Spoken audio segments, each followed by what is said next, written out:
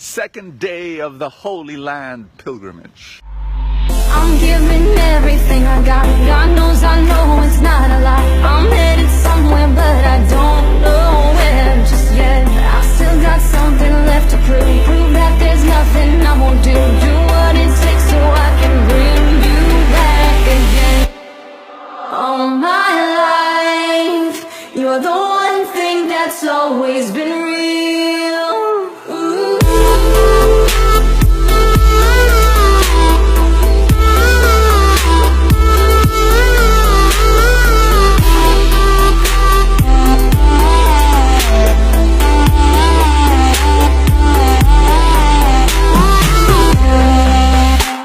For 48 hours, I slept for only 6. So last night was glorious. Last night was amazing. 9 hours of sleep. And I'm here now in the beautiful, beautiful place here near the Sea of Galilee. Love this place. Simple. Simple lodging. It's really a good decision for us to stay here.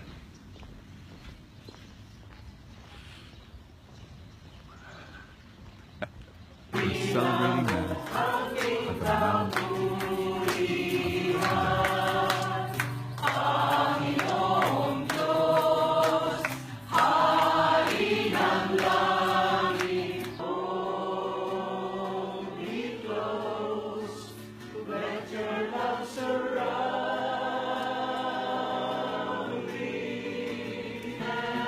Blessed are the poor in spirit, for theirs is the kingdom of God. Those were radical words, controversial. They're no longer controversial to us because, well, as kids we've heard that so many times. But there are, think about it. Blessed are the poor. In the Gospel of Luke, it's blessed are the poor.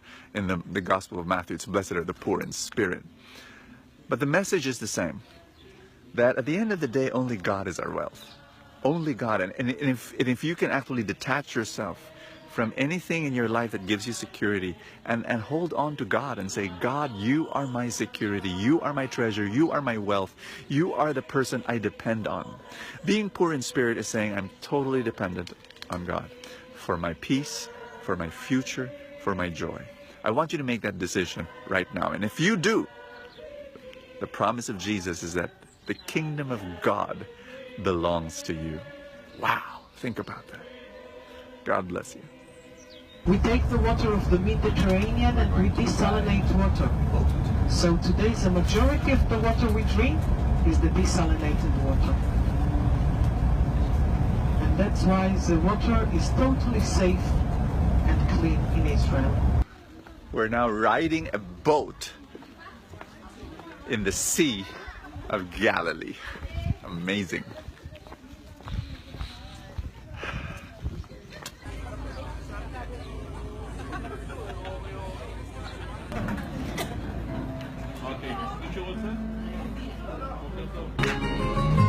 I'm so glad you're in my life. I'm so glad you came to save us. You came from heaven to earth to show the way. From the earth to the cross, my debt to pay. From the cross to the grave, from the grave to the sky. Lord, I lift your name on high.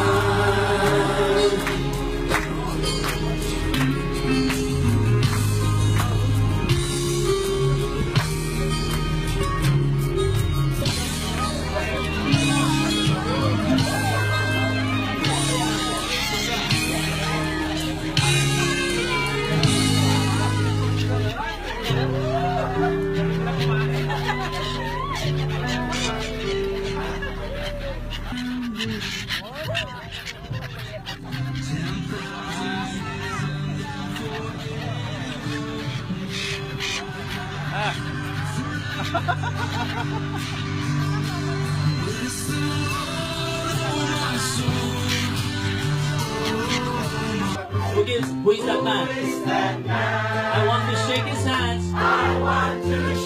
For he lives in me. And he died for you and me. Whoa. Come on, team. Your lowest. Come on. Nakikita ngayon siya may marayuman. Yay!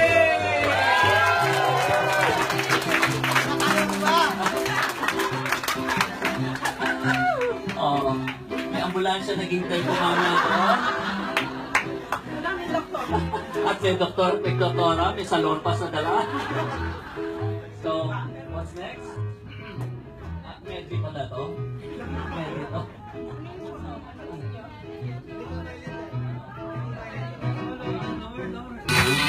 One, two, three, continue to dance.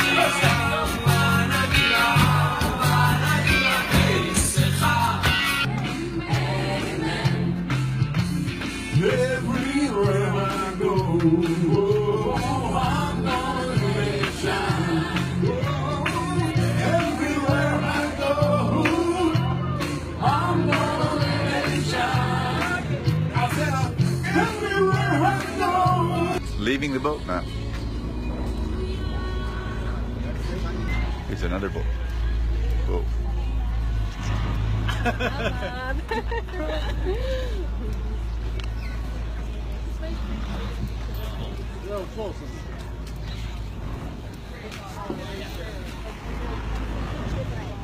Here was the place where Jesus calmed the storm. They were in a boat and they were seasoned fishermen. Can you believe how fierce that storm was? That was probably a really, really wild storm for these fishermen to actually be scared to death. But Jesus was asleep in that storm. And finally they woke him up and he stood up and he said, "Peace, be still." And the storm here, this looks very peaceful, right? But when there's a storm, this is wild. And Jesus said, "Peace, be still," and boom, the storm vanished. In our lives, we've got storms. And I'm here standing in the very place where Jesus calmed the storm. I'm praying for you that whatever storm you're going through, you learn how to sleep in that storm. You learn to trust in God. You learn to say, this is all noise. At the end of the day, God's going to be with me. God is here right now, and He is going to calm my storm. The peace within you shall bring peace to the world around you.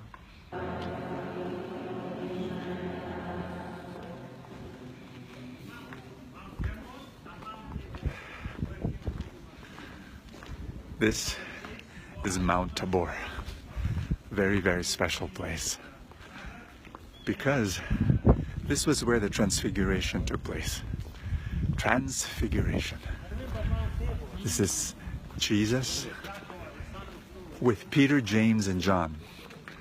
This is the core group of Jesus, Peter, James, and John. And they needed this. They really needed this. Transfiguration, meaning to say Jesus glorified. Jesus, the light of God shining brightly from him. And then Elijah and Moses beside him. And you have, can you just imagine Elijah and Moses right there beside Jesus? Why? Just to give you a little glimpse of its meaning, Moses was represented the law, and then Elijah represented the prophets. So these are two revelations of who God is, and Jesus at the center, meaning to say Jesus was, he was the fullness of God's revelation. But let me get back to that point that Peter, James, and John needed this, because just a few days later, they're going to see Jesus bloodied up, beaten up, and dead on a cross. Their hero, the center of their life, the purpose of why they were living. This was their master, and all of a sudden, he's gone.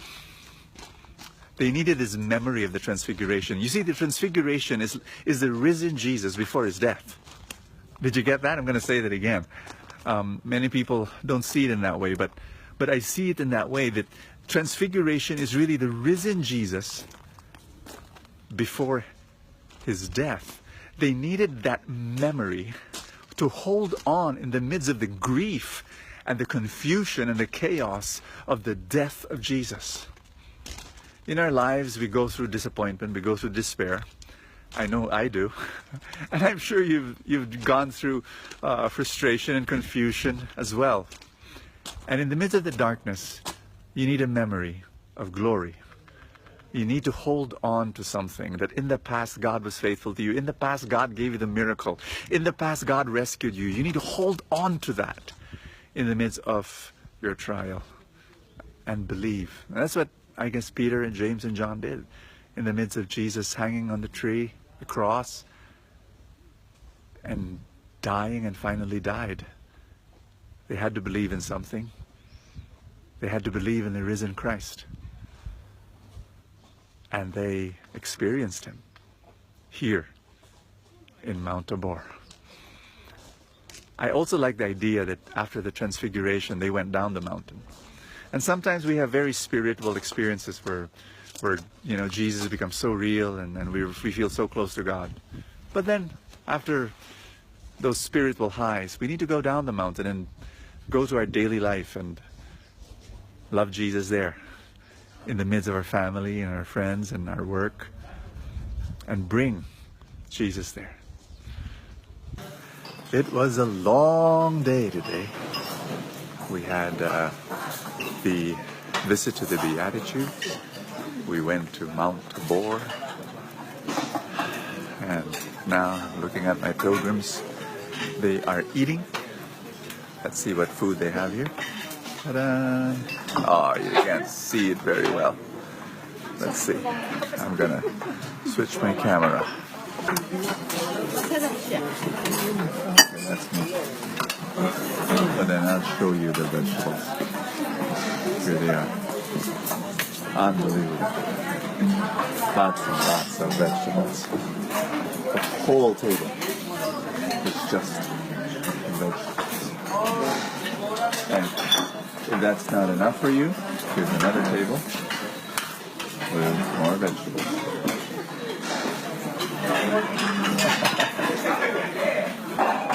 Amazing. Unbelievable. That's it. I'm giving everything I got. God knows I know it's not a lie. I'm headed somewhere, but I don't know where just yet. I've still got something left to prove. Prove that there's nothing I won't do. Do what it takes so I can bring you back again. All my life, you're the one thing that's always been real.